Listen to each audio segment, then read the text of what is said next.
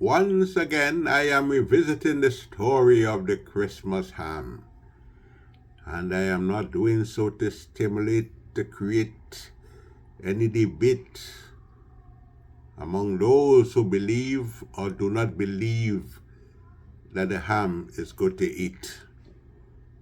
I'm just telling you about something that has become a cultural norm among people from the Caribbean, a tradition, the Christmas ham. So all those who do not eat Master Willie, I respect your views. But let me tell you about how important the ham is to many who hail from the Caribbean. Now, if you look at the picture there in front of you, you'll see the ham in a white bag. These days they come in all different color bags. When I was growing up, we used to put the big ham to boil in what was called a lard pan. And some people lit firewood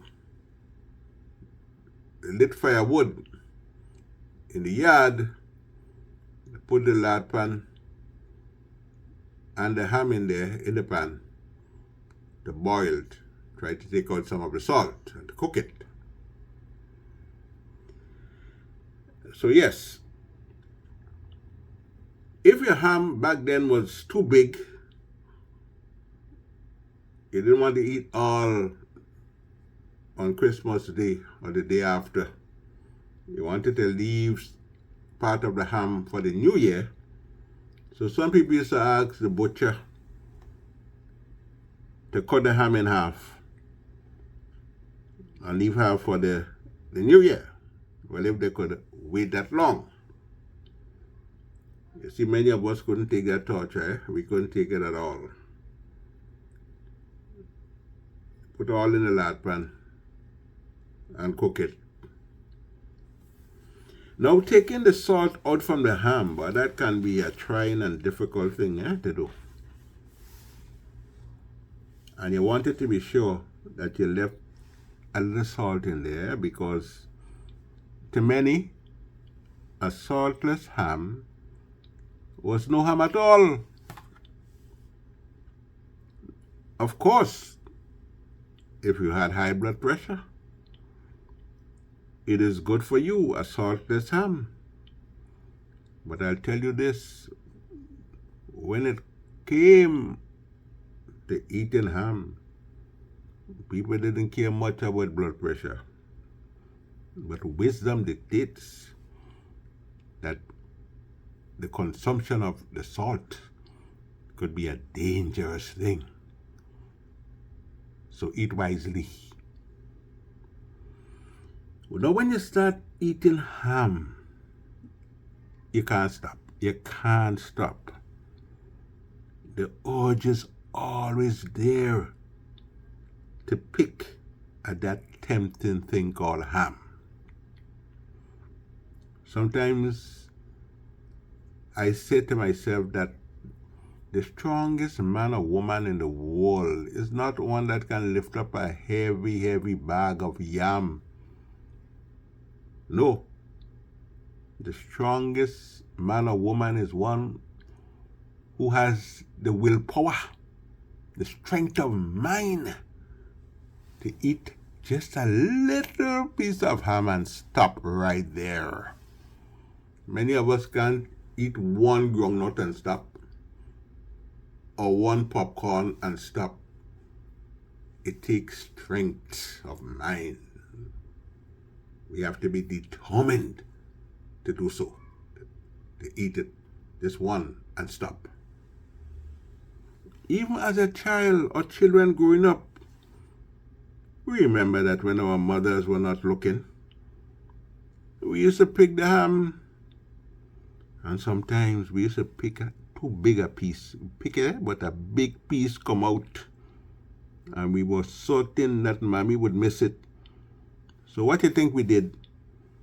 We tried to fit back part of it nice and neat so that she wouldn't miss it. And after a while, we start picking again. How many of you remember condensed milk and how you used to put the condensed milk to your head? Take a little. Because if you took too much, your mother would certainly miss it. So you didn't want mommy to miss it, so you had to go slow, a little at a time. I ain't encouraging all you to thief, you know. I just saying the way it was. You had to be truthful. Reminding you, if you visit someone's house on a Christmas morning, the person invited you to come and spend the Christmas morning and told you to cut a piece of ham. Always remember, do not junk the ham. Well, we have some nice words, real nice words. Junk is one of them. Junking means taking out a big piece. There's nothing worse than junking somebody's ham. You make them get mad, infuriated, real vexed. Because when you junk the ham, you're behaving like if you want Christmas to done quick. For when ham done, Christmas done. I saw how vexed a fella got one Christmas morning. He told a friend of his to take a piece of the ham. He had a nice homemade bread there on the table. So the bread, the homemade bread, and the ham, a nice combination. So he told him, take a piece of ham. Boy, the fella started junking the man ham, taking out some big slices. And the one who made the offer, he didn't say anything. He didn't say anything. But I saw him looking in the corner, watching in the corner, cookie eye, bad eye, watching at the guy. And later he complained that the man who made the offer, that is, he complained, I tell the man to take a piece of ham. What the hell?